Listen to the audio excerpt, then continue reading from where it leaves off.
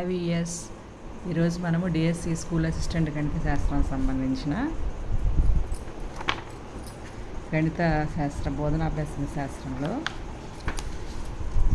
First అధ్యాయం అయిపోయిందండి. Second అధ్యాయం గురించి ప్రాక్టీస్ బిట్స్ చేయబోతున్నాము. గణిత బోధన ఆశయాలు, లక్ష్యాలు. ఒకసారి పాయింట్లన్నీ రివైజ్ చేసుకుంటూ వెళ్ళి ప్రాక్టీస్ బిట్లకు వెళ్దామండి.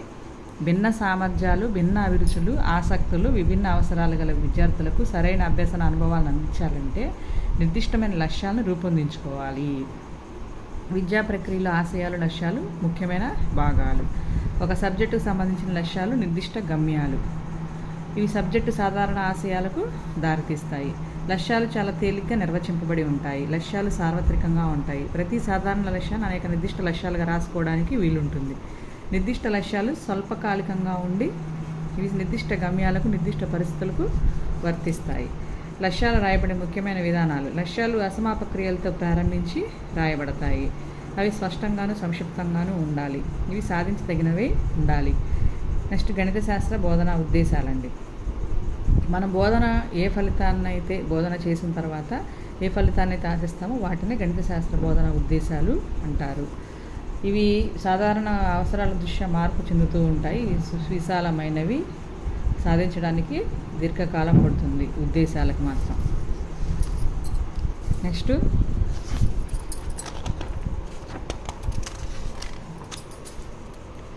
గణిత శాస్త్ర బోధన ఉద్దేశాల రకాలండి.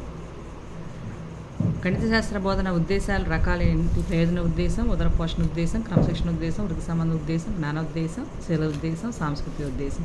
గణిత శాస్త్ర బోధన విలువలు. గణిత శాస్త్ర బోధన ద్వారా అనేక సామర్థ్యాలను విద్యార్థుల్లో పెంపొందించవచ్చు. వీటినే గణిత శాస్త్ర బోధన విలువలు అంటారు. సామర్థ్యాలని 96లో డెల్లర్ కమిషన్ విద్య కని స్థాయిల్లోనూ మానవతా విలువల్ని పెంపొందించడం చాలా ముఖ్యమని యునెస్కో తన రిపోర్ట్లో లెర్నింగ్ దట్ రిజర్వ్ వితిన్ అనే శీర్షికలో పేర్కొంది. విలువలు రకాలు ఇవి తెలుసుకండి. ప్రాజెక్టులు, కృత్యాల ద్వారా విద్యార్థుల్లో నిజాయితీ, త్యాగం, సహనం, సహకారం మొదలైనవి పెంపొందించవచ్చు. సంఖ్యలతో వ్యవహరించినట్టు తెలియక జరిగే ఆధునిక అంతర్గత అంకగణిత అభ్యాసమే సంగీతం అని లెబ్నిజ్ అన్నారు. కొంతమంది సంగీతం వింటున్నప్పుడు అది ఎటువంటి మంచి సంగీతం వింటున్నప్పుడు ఎలాంటి ఆనందం పొందుతారో గణితాధ్యయనంలో కూడా అంత ఆనందాన్ని పొందుతాను అని జేహెచ్ హార్డీగా చెప్పారు. ఇవన్నీ మనకి మెథడాలజీ బుక్లో వచ్చినాయండి. బిఎడ్ వాళ్ళకి సంబంధించిన మెథడాలజీ బుక్లో. మంచి అందమైన ముఖం చూసినప్పుడు, మంచి గాత్రం విన్నప్పుడు, మంచి శిల్పం చూసినప్పుడు ఎలాంటి అనుభూతి కలుగుతుందో గణితం పట్ల కూడా అటువంటి అనుభూతే కలుగుతుంది. జేమ్స్ న్యూమెన్ గారు చెప్పారు. గణితం మానవుడు తయారు చేసింది అయినప్పటికీ దీనికి ప్రపంచంలో ఇన్ని ఉపయోగాలు ఎలా వచ్చాయని ఆశ్చర్యం వ్యక్తం చేసిన శాస్త్రవేత్త ఐన్స్టీన్. నెక్స్ట్ నైతిక విలువ గురించి చూస్తే స్పష్టత, ఓర్పు, ఆత్మవిశ్వాసం, ఇతరులను గౌరవించడం, తప్పు జరిగితే ఒప్పుకోవడం, తర్వాత ఆలోచనల్లో స్పష్టత, ఓర్పు, ఆత్మవిశ్వాసం ఉండడం ఇవన్నీ ఉత్పత్తి లక్షణాలను అలవడతాయన్నమాట. నైతిక విలువ వల్ల. కళాత్మక విలువ వల్ల కళలన్నిటికీ గణితం అనేది సృష్టికర్త. పోషించేది అనటం అనేది అతిశయోక్తి కాదు. చిత్రలేఖనం, సంగీతం, నృత్యం వంటి కళల ద్వారా మనం పొందే ఆనందానికి కారణం గణితమే. శృతికి మధ్యన ఇంటర్వెల్ 12√2 అని అన్నారు. సంగీత సాధనాలని గణిత నియమాలకి లోబడ్డ విధంగా కణాత్మక విలువను కలిగి ఉంటుంది. క్రమశిక్షణ విలువ. క్రమం తప్పకుండా తరగతికి హాజరు కావటం, పాఠాన్ని ఏకాగ్రత, శ్రద్ధతో వినటం, క్రమం తప్పకుండా ఇంటి పని చేయటం, లెక్కలను అభ్యాసం చేయటం మొదలైనవి. సమస్య సాధనలో అనుసరించిన సమస్య విశ్లేషణను విద్యార్థి నిత్య జీవితంలో కూడా వినియోగిస్తూ ఉంటాడు. ఈ విధంగా క్రమశిక్షణ విలువ వల్ల డెవలప్ అవుతాయి అన్నమాట. సాంస్కృతిక విలువ వల్ల ఉపయోగాలు ఏంటి? గణితం సంస్కృతికి అర్థం వంటిదని చెప్పిన వారెవరు? హోబెన్. గణితం అన్ని శాస్త్రాలకు రాణి వంటిది. సంస్కృతిలో భాగాలైన సంగీత, నాట్యం, శిల్పం, చిత్రలేఖనం, కవిత్వం మొదలైనవి లలిత కళల అభివృద్ధి కూడా గణితంపైనే ఆధారపడి ఉంటుంది. కొన్ని గణిత బోధన సాధారణ లక్ష్యాలు ఏంటి? నిబద్ధంగా పనిచేసే అలవాటు నేర్పడం, విద్యలో విశ్లేషణ సామర్థ్యాన్ని పెంపొందించడం, విద్యార్థుల ఏకాగ్రతను, తార్కిక ఆలోచన శక్తిని ఎక్కువ చేయడం, గణితం ద్వారా వినోదాన్ని పొందే అవకాశాన్ని కలిగించడం. ఉద్దేశాల, లక్ష్యాల గురించి వివిధ విద్యా కమిటీలు సిఫారసులు ఏమని చెప్పారు? ఫస్ట్ కొఠారి కమిషను ప్రాథమిక స్థాయిలో అంకగణితము, బీజగణితం ఏకీకృతం చేసి బోధించాలి. గణిత పాఠ్య ప్రణాళికలు గణిత నియమాలు, సూత్రాలు, తర్కం ప్రతిబింబించాలి. పాఠ్యాంశాల్లో జరుగుతున్న మార్పులకు తగినట్లుగా ఆధునీకరించాలి. ఇవి మూడిట్లో ఒక్కొక్క బిట్ వస్తుందండి. డెఫినెట్గా ప్రతి డిఎస్సికి 3 నుంచి 1 బిట్ కంపల్సరీ వస్తుందండి.